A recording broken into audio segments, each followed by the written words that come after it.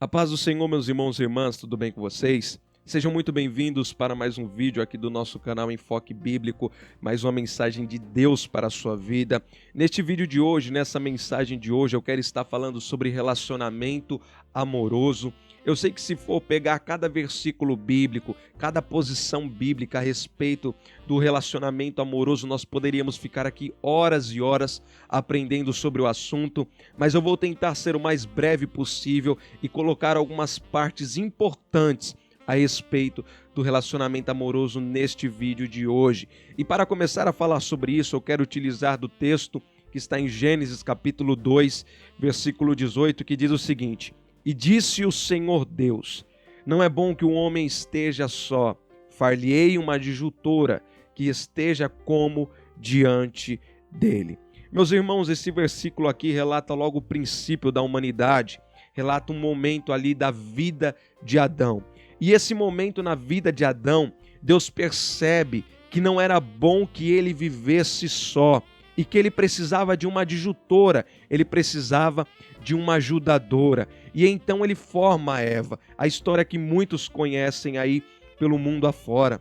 Mas, meus irmãos, logo quando nós começamos a analisar mais a fundo esse versículo, relacionando ele com o relacionamento amoroso, nós percebemos que Deus, ele sempre vai colocar uma pessoa para caminhar do lado da outra se realmente tiver um propósito naquilo. Ou seja, Deus ele não une só pessoas, ele faz uma união de propósitos. Se você parar e analisar, você vai perceber que Adão ele precisava de duas coisas. A primeira, precisava de uma companheira para não ficar só. E a segunda, de uma adjutora, ou seja, alguém que o ajudasse. E se ele precisava realmente dessas duas coisas, e Deus criou Eva para poder juntar com ele e suprir essa necessidade dele, é porque Deus tinha um propósito nesse relacionamento de Adão e Eva. Então, toda vez que você for pensar sobre um relacionamento amoroso, você deve pensar sobre o propósito que existe por trás desse relacionamento amoroso. Não tem como você falar que vai se unir com uma pessoa, com um homem, com uma mulher, não tem como você falar isso se não realmente tiver um propósito por trás disso. Eu me lembro de um versículo que está em Eclesiastes capítulo 4, versículo de número 12, que foi o rei Salomão, o sábio Salomão que escreveu, que diz assim: E se alguém quiser prevalecer contra um, os dois lhe resistirão, e o cordão de 3 dobras não se quebra tão depressa. Quando o rei Salomão, o sábio Salomão, diz sobre o cordão de 3 dobras, ele está falando sobre a primeira dobra de todo o cordão, que é Deus, a segunda, que é o homem, e a terceira, que é a mulher. Se realmente o homem e a mulher se ligarem em Deus, tiverem um propósito em Deus, pode ter certeza que esse cordão de 3 dobras não se quebra tão depressa. Nós vemos diversos relacionamentos pelo mundo afora, irmãos.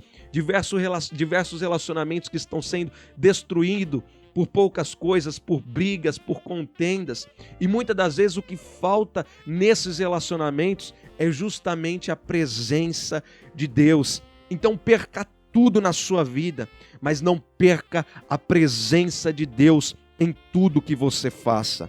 Tome muito cuidado, porque sempre que você for pensar no seu namoro, no seu noivado, no seu matrimônio, você deve ver se realmente existe um propósito de Deus nisso que você está fazendo. Infelizmente, um cenário geral, um cenário do Brasil também, é aquele famoso cenário de vamos dar um beijo sem compromisso, vamos dormir uma noite juntos sem compromisso. E isso, meus irmãos, é o mais carnal possível. Deus não se agrada com coisas vãs. Deus não se agrada com coisas que não têm compromisso.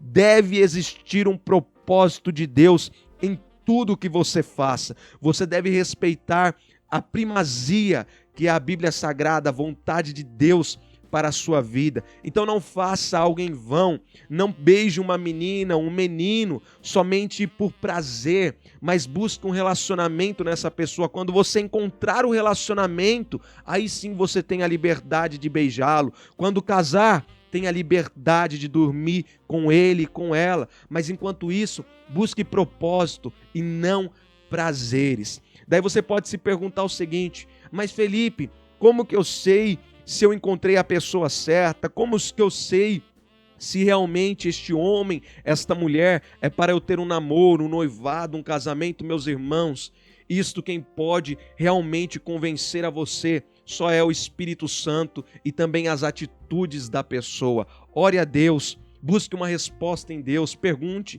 Deus, será que essa é a pessoa que o Senhor preparou para a minha vida? Será que esse é o rapaz, essa é a moça que o Senhor preparou para a minha vida? E no momento certo, na oportunidade certa, seja Deus respondendo, vindo até você e te respondendo de alguma maneira, ou mostrando alguma coisa como sinal de resposta, pode ter certeza que a resposta vem no momento certo. Você perguntou para Deus, a resposta vem em absolutamente tudo que você pergunta para Ele. E meus irmãos, para concluir, eu quero deixar aqui um versículo a respeito do amor. Não, né? São vários versículos, a partir de 1 Coríntios, capítulo 13, versículo 4 em diante, vai falar sobre o amor. E eu quero que você, ao escutar sobre o amor, você reflita se você tem realmente amor por essa pessoa que você está unido, se você realmente tem um propósito de Deus com essa pessoa que você está unido, e que depois que você tirar a conclusão, você possa tomar a atitude certa. Então vamos lá, 1 Coríntios capítulo 13, versículo 4 em diante, diz o seguinte: o amor é sofredor e benigno, o amor não é invejoso, o amor não se vangloria, nem se ensoberbece, não se porta inconveniente, não busca os seus próprios interesses, não se irrita, não suspeita mal, não se regozija com a injustiça, mas se regozija com a verdade. Tudo sofre, tudo crê, tudo espera, tudo suporta. Então olhe para o seu relacionamento, veja se tem amor e depois disso tome as atitudes necessárias. Amém? Essa é a mensagem de Deus para a sua vida nesse dia. Como eu disse, é um assunto muito extenso. Existem diversas coisas que podem ser comentadas em cima do relacionamento amoroso, mas eu quis trazer aí alguns pontos importantes para a sua vida, para você ser edificado no conhecimento do nosso Senhor. Que Deus abençoe a sua família, que Deus abençoe seu noivado, que Deus abençoe o seu namoro e que a graça de Deus esteja sempre sobre a vida de vocês e que todas as atitudes de vocês sejam segundo o Espírito Santo, sejam segundo a Bíblia Sagrada. Muito obrigado mesmo. Se você gostou dessa mensagem, deixe um gostei, compartilha com aquelas pessoas que você sabe que precisam dessa mensagem e que isso ajuda muito a nós continuarmos aqui pregando, falando de Jesus. E até um próximo momento, até um próximo vídeo. Deus abençoe, fica na paz do Espírito Santo.